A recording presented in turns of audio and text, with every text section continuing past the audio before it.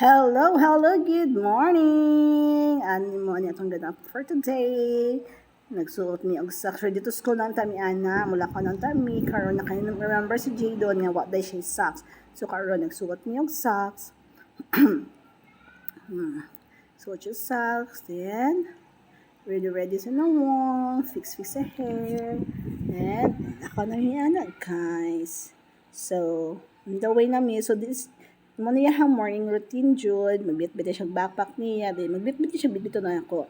Aron mo ka siya. So mo dito ko ang mo ang kauban sa balay, so naglimpyo siya. So karon ready na si Jadon mo agto sa school.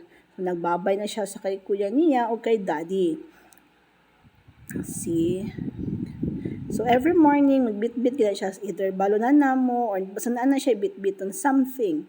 So, karon dili na tam nag-ready na ta sa ato ang Fortuner. Nindot kayo mag-Fortuner guys, color blue. Okay, mag-arbor ta og gate. Tara to ang service padulong og school.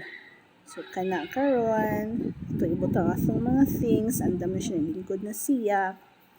And ready na pud ta para mo sakay og mo larga. So, karon na namin sa school. So, by the way, naglagot kay Kuani, kay nawala ang yabi na ako sa kong room. Naabot na ako sa kong room.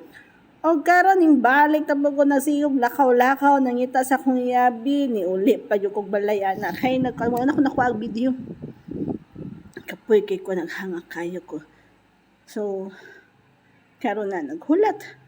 Pwede mong pangukay sa kuwang bag ug asa na tong yabi na